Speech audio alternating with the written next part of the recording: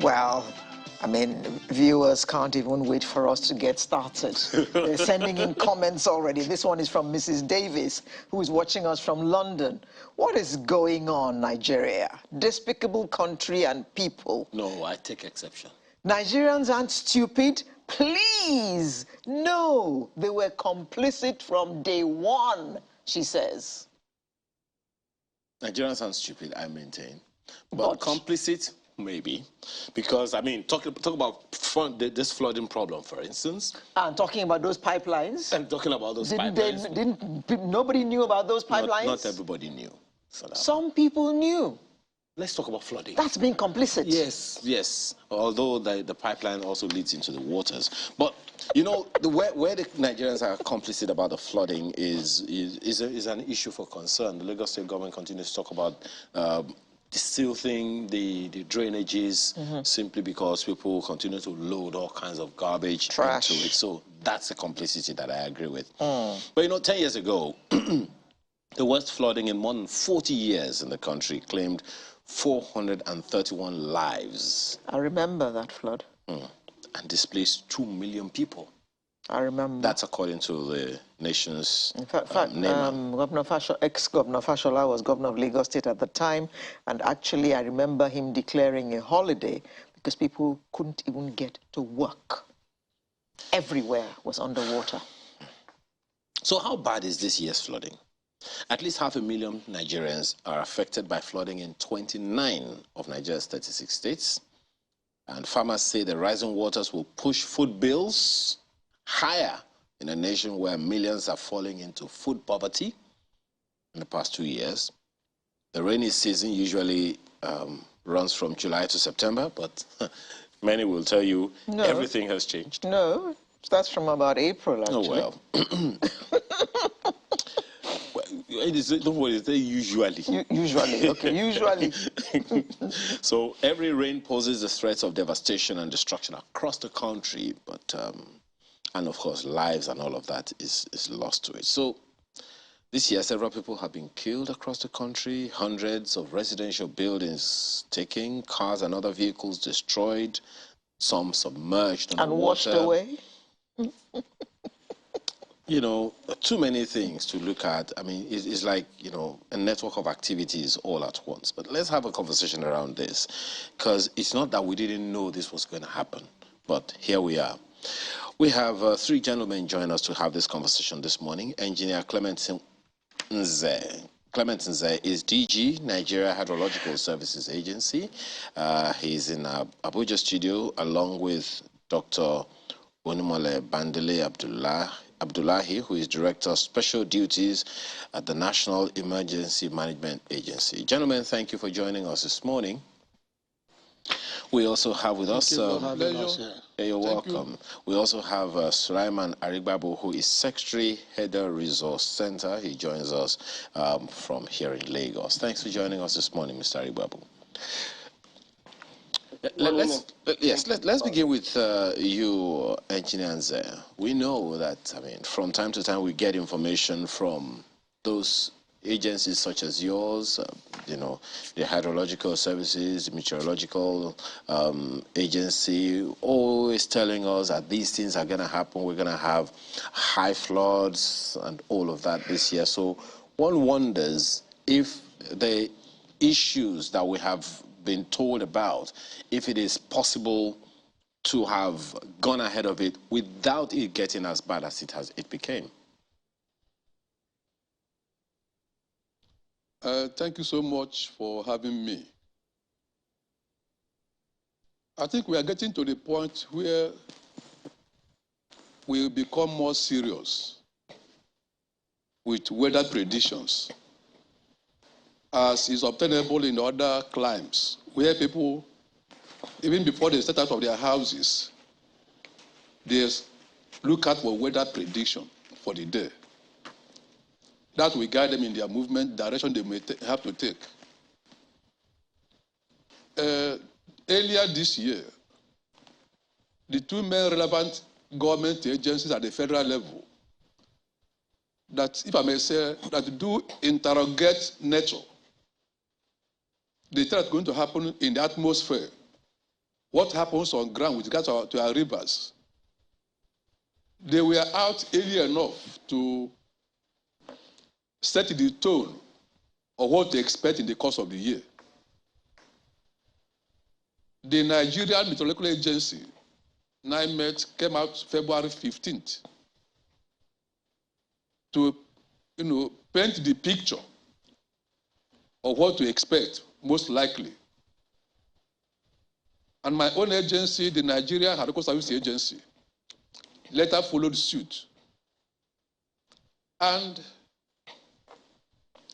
the Honorable Minister of Water Resources that did the unveiling or the public presentation of our prediction, the annual flood outlook, issued warnings, issued letters to each state governor in Nigeria and relevant ministries like agriculture, environment, aviation, informing them for the state governors the specific locations in their states that they should watch out for in the course of the rainy season when it establishes across the country. Those letters were authored by him, signed and sent to the governors, and they were informed the things likely to happen and the necessary measures that they need to take. Yes, granted, we talk about climate change. We may not have seen it in the magnitude as we are seeing today. I mean, when we did our prediction. But the fact remains that if our predictions were heeded by relevant sub-nationals, we may not have been where we are today. But I'm believing that following this year's flood disaster across the land, the consciousness of relevant actors in government, especially at the sub-nationals where this thing takes place, will be awakened to do the needful once they receive all these advisories. Like I said always, ours is mere advisory. We can't enforce. The state apparatus is there. The state at their own levels have the necessary apparatus to do enforcement in the event any person violates. I'm in Abuja, and I know what is happening here in the FCT. The directive given by the Honorable Minister of the FCT to relevant agencies under his watch, and they are taking several actions, which that I'm aware of. So, much as we may not have seen it all, as it is being unveiled, adequate warnings were released at the right time for people to act upon. Okay, well, let me quickly ask you, Dr. Abdullahi. I don't know if you can speak to how far-reaching, how serious, how peculiar the challenges we have on our hands, especially, well, as you have heard engineers say, across the length and breadth of the country. How precarious is the situation so far?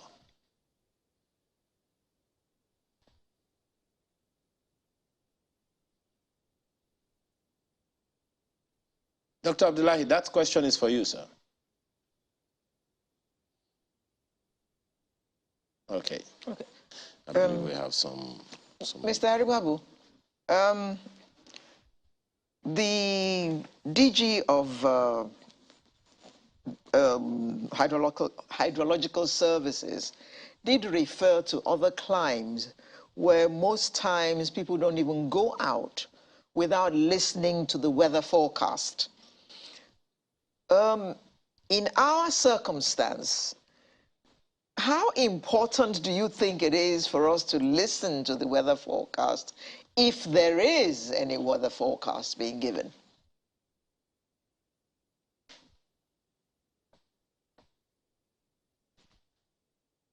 Sulaiman, are you with us? No, please. Okay. Okay, thank you. Sorry. Yes. Growing this country, we used to have the NTA, tell us weather predictions. And medium and new do make some reference. But a matter of fact, anybody who uses a smartphone is likely to get information about but we are not attuned to paying attention, to weather forecasts, weather predictions. It's part of what we are God, and we do not appreciate the fact that God has blessed humanity with knowledge of science to guide our everyday life. And so we really need much attention, to weather predictions. The question asked of Dr. Abdullah, and I've been a bit of it. I've gone to some states in the north in the last 3 weeks, and I can say that the flooding and quite devastating.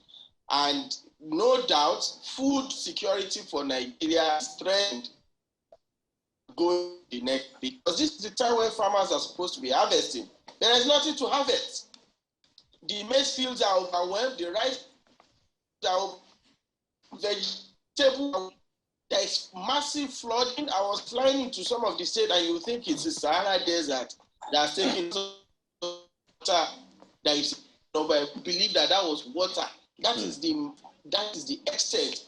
So our agriculture, because really we pay a lot of attention.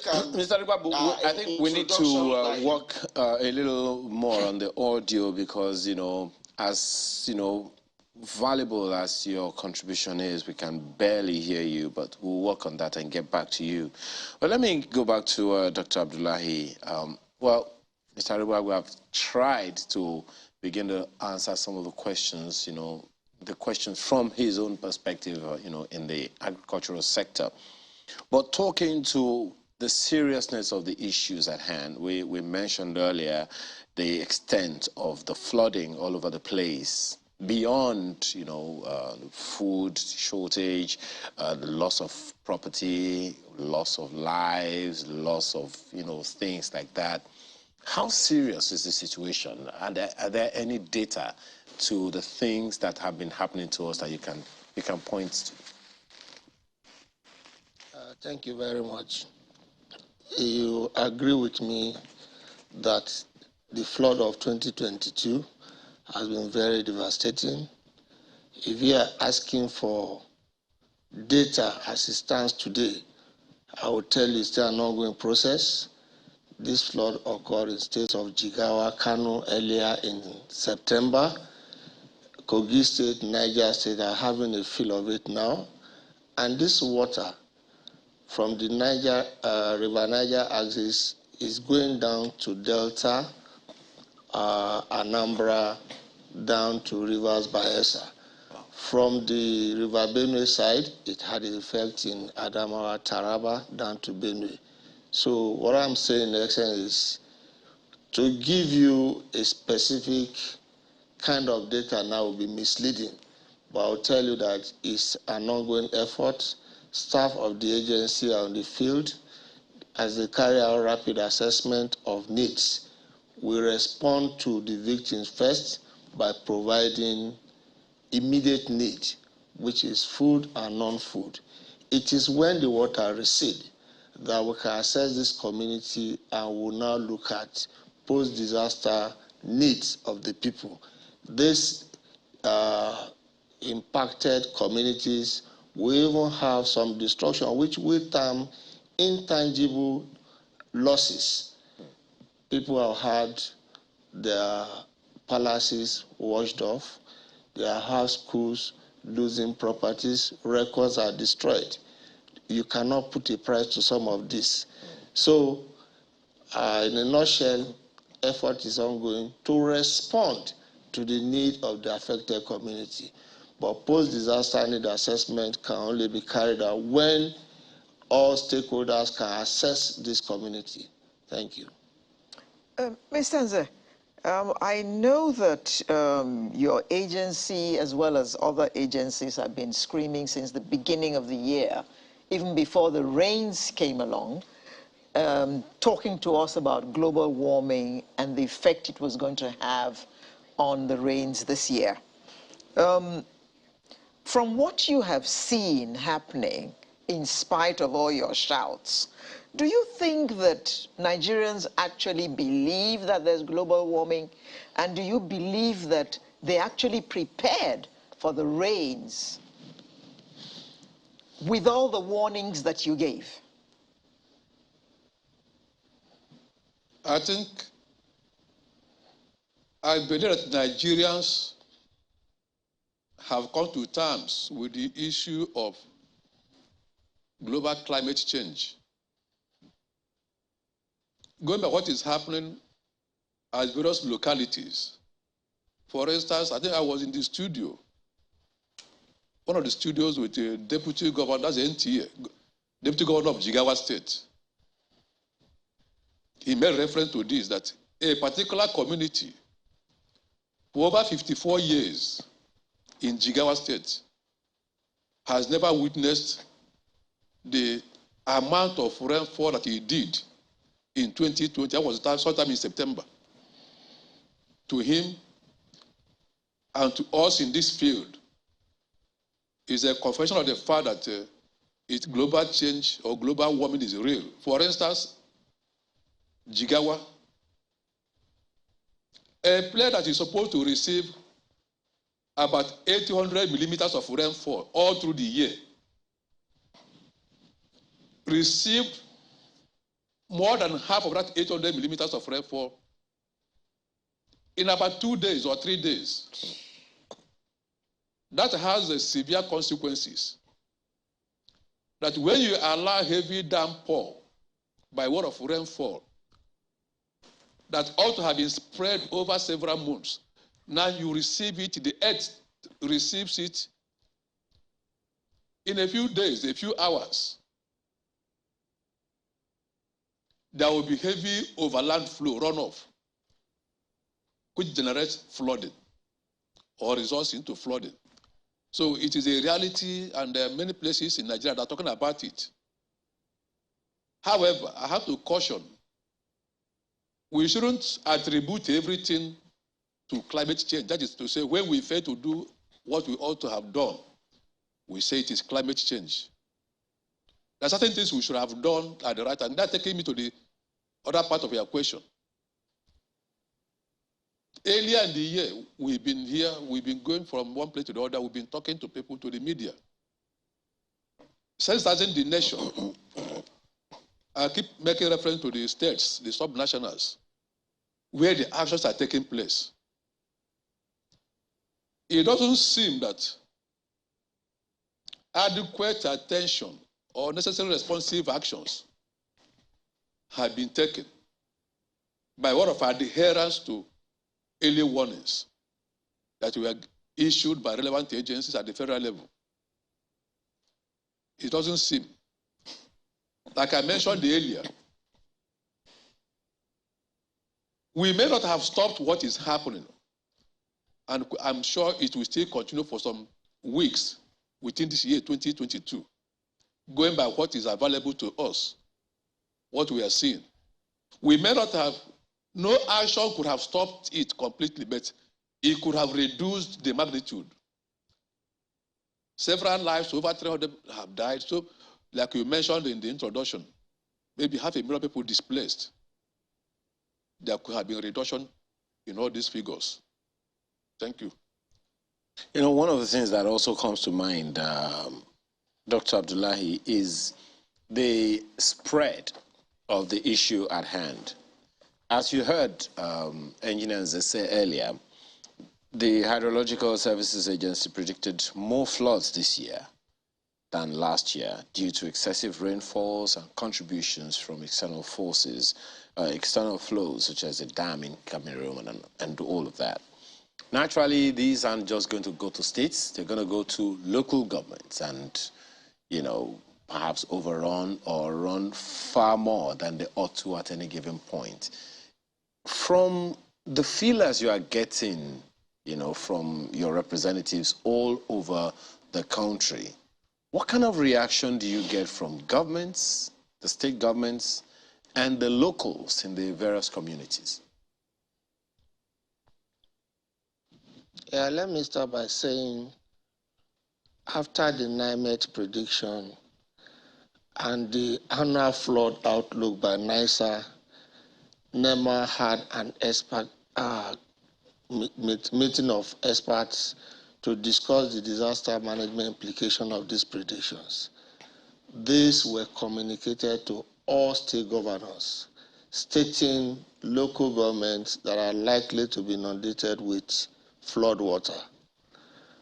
Like the DG NIHSA said, the agencies at the federal level are not rest on their oars. But what is important at this stage is for state government to take responsibility, because these communities that are inundated are part of a particular local government.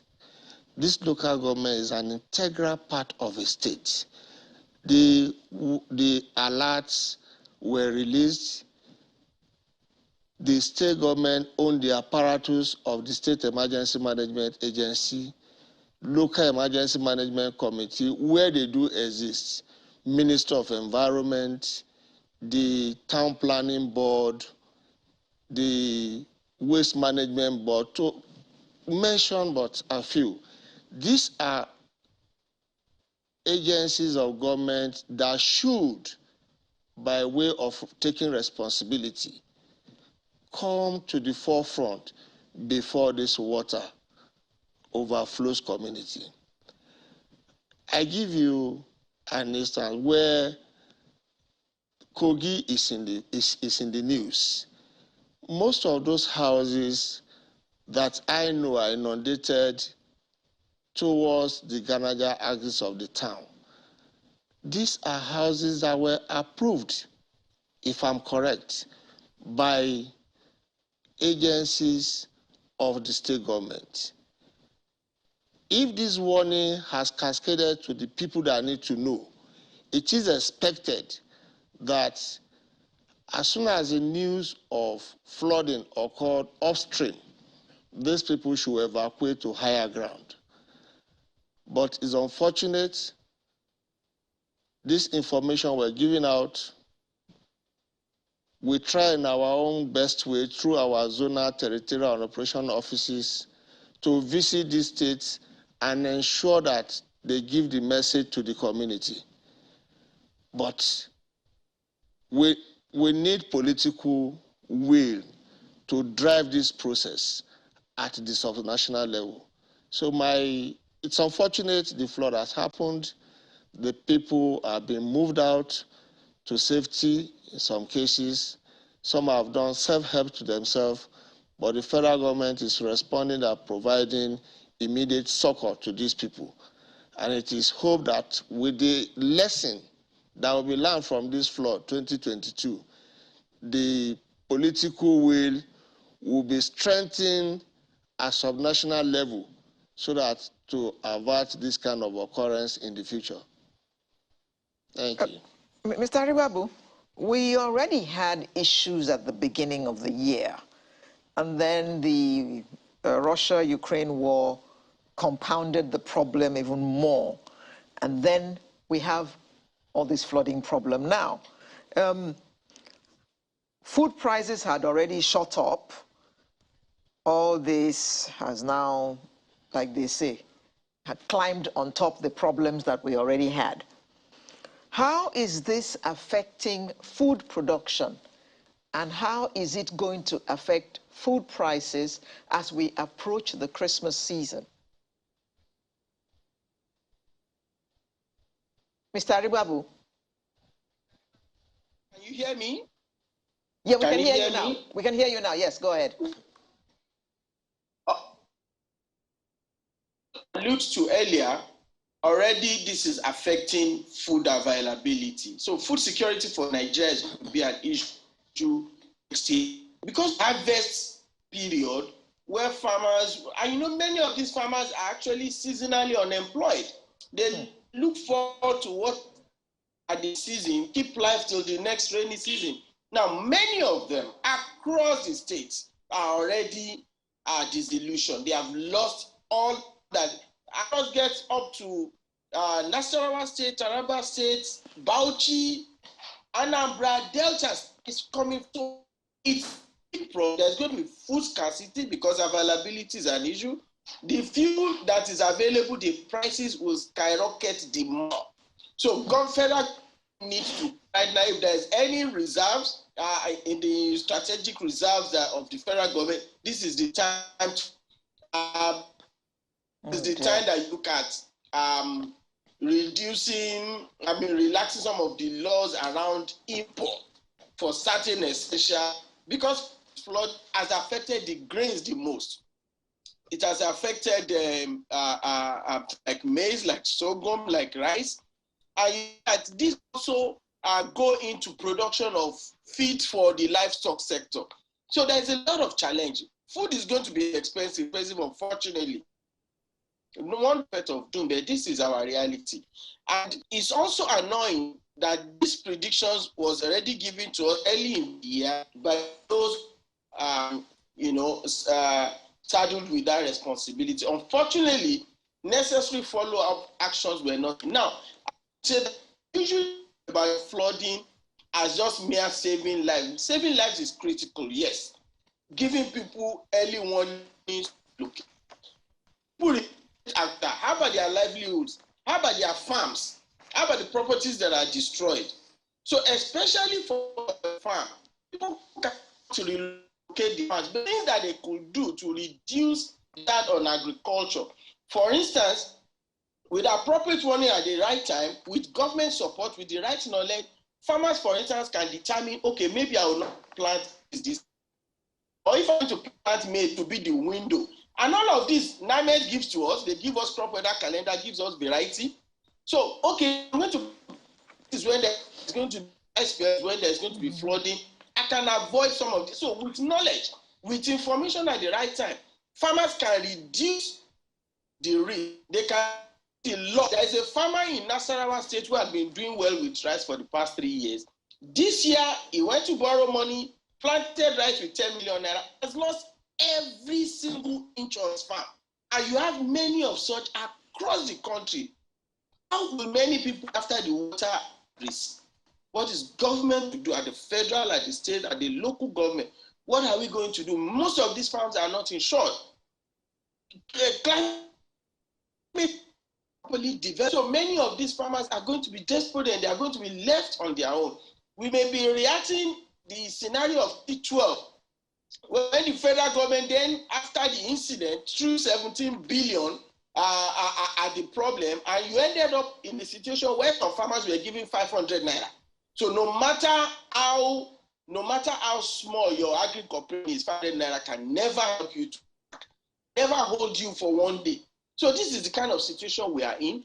We know that this is the era of climate change, and like Mr. Nze said, climate change only exacerbates some of the fault lines with us already, but can still even the impact of this climate, the intensity of rain that we saw, we can still reduce the impact. You have a situation where the Lagdo Dam is released, where the Tika Dam in Kanu is released.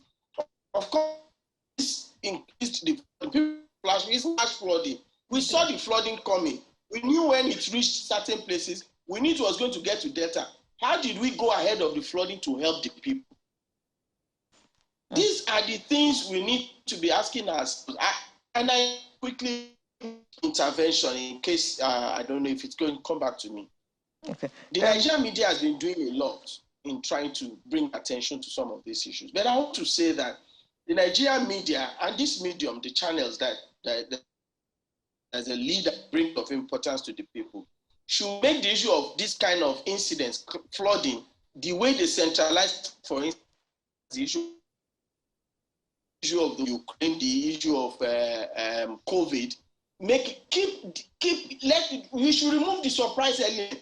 We knew it's going to be flooding. We stay with the issue till it gets everywhere, so that everybody can be informed, so that people can make demands at duty. This is very, very important. Let us stay with the issue till we, as much as we can, reduce the impact. Yes. Engineer Nze, As Mr. Aribabu said, this matter needs to be kept in the front burner. Is your agency making any effort to ensure that this remains in the front burner? Because a lot of, lives have been lost, properties have been lost. Is there any effort to keep it in the front burner? And if possible, broach the topic of Nigeria having a flood management policy?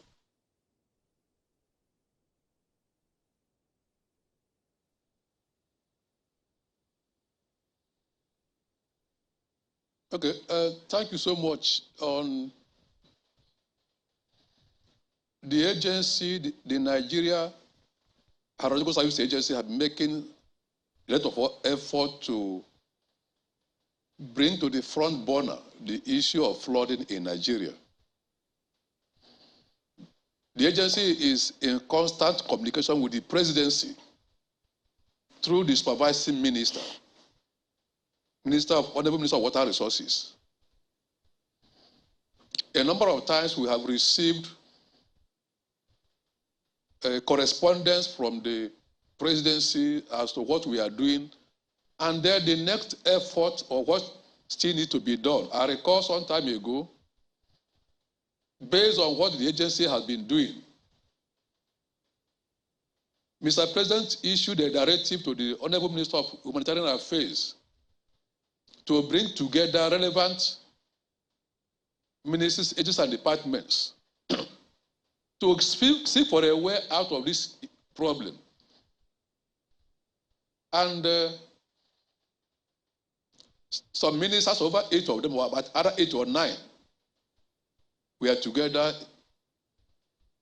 Minister of Humanitarian Affairs, that actually anchored it, Water Resources, Agriculture, Information, Interior, and we made a presentation at that meeting. The outcome of it is the decision that has been taken by the Federal Executive Council with regards to flooding in Nigeria. You're talking about policy. That policy is in progress, being worked upon, and it actually has come up, is the implementation of it. Also, knowing that like Dr. Onimode mentioned, these things are happening at the state level, local government, several communities in local government. We have approached, the NIHSA has approached is making effort, contact with the Nigeria Governors Forum. At that forum, it is easy to get all of them at once. And as we speak, it remains on their agenda in every meeting they hold, especially at this period. So that if we can discuss with them at that level, we are believing that going by what we are seeing this 2022, the devastation of 2022 will add impetus to whatever they have been trying to do before to ensure that the message gets down to the grassroots, to ensure that actions, physical actions are taken. Where you need to put drainages, they should be put. Where you have to demolish houses, like in FCT, I think at the counters we discussed, over 700 have been removed. Whether you call them houses or shanties that have been impeding the free flow of flood that have been removed. The governors, they become apolitical with regards to flooding because it doesn't know, it knows no political party. And good at it, they are working on it, trying to seek for a solution. Okay. Well, talking about to reduce the impact. Okay. The impact of flooding is not only affecting the food security, even national security as a whole. Most certainly. Engineer, let me ask, just a second. Let me ask Dr. Abdullahi. Now, talking solutions now, And, Dr. Engineer has mentioned the fact that, maybe some houses need to be pulled down and all of that. But the sentiments that people attach to their property is also something significant in our culture. I mean, you would understand.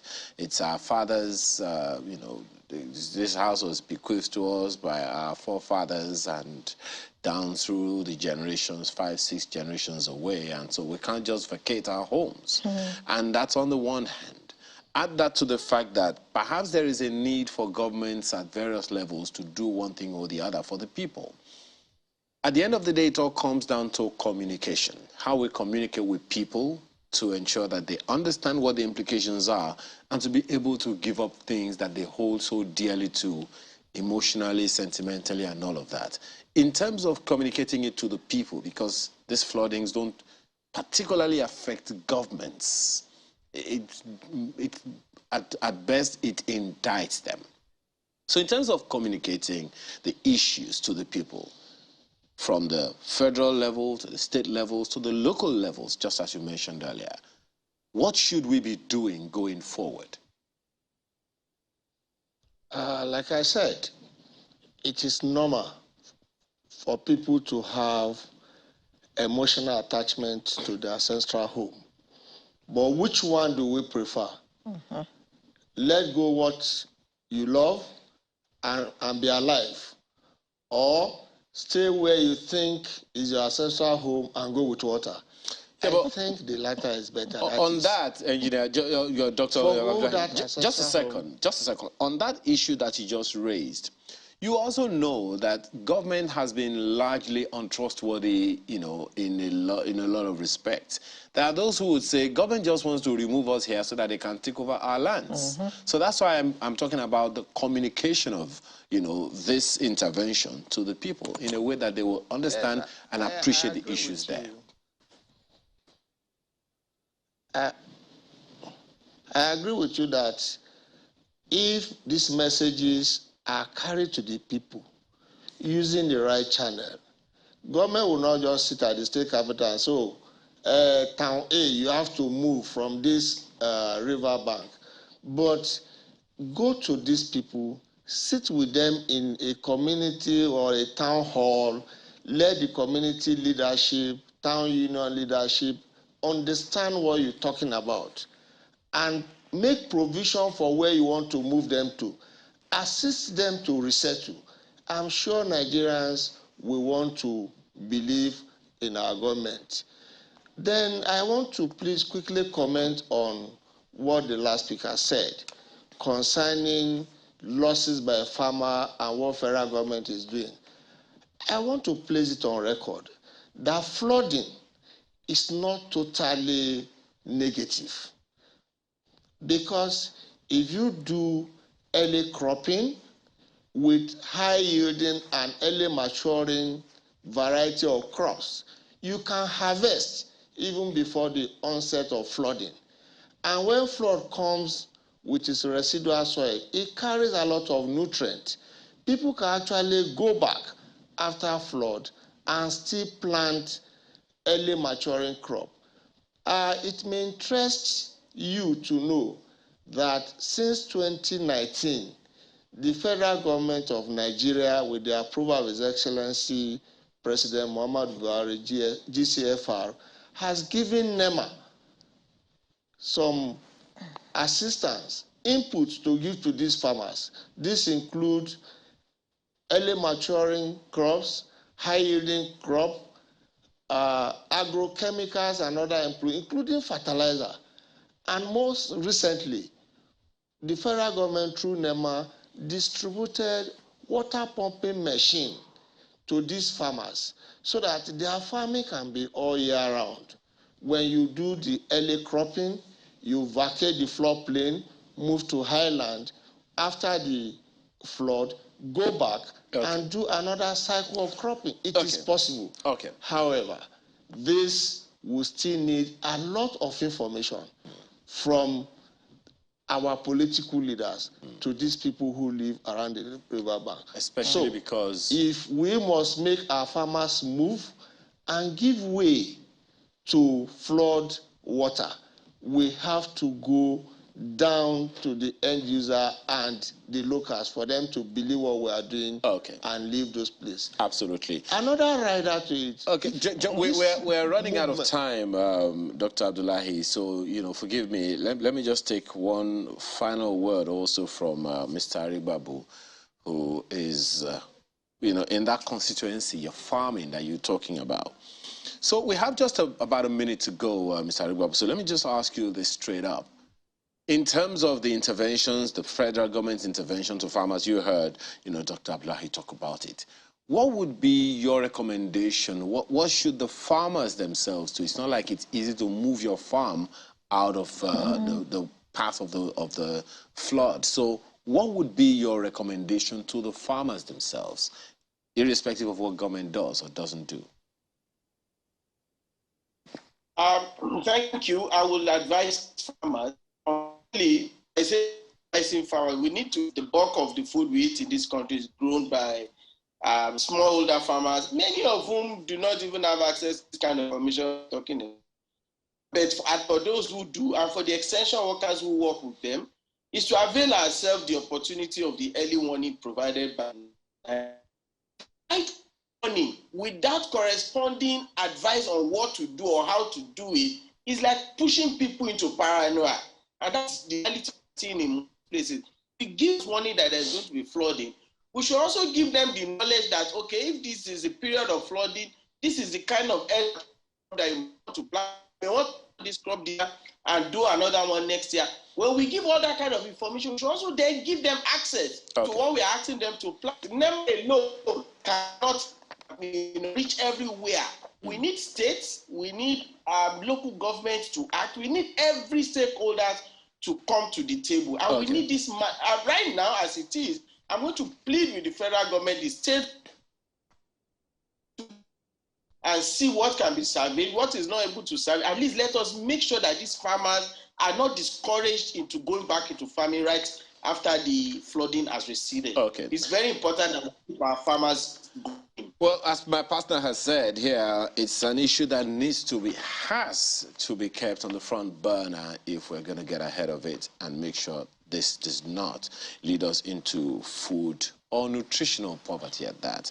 I have to thank you very much, Sulaiman Aribabu, Secretary, Header Resource Center. Thank you so much for your time, along with Dr. Onimole Bandele Abdullahi, who is Director of Special Duties, National Emergency Management Agency, as well as Engineer Clement Nze, who is DG, Nigeria Hydrological Services Agency.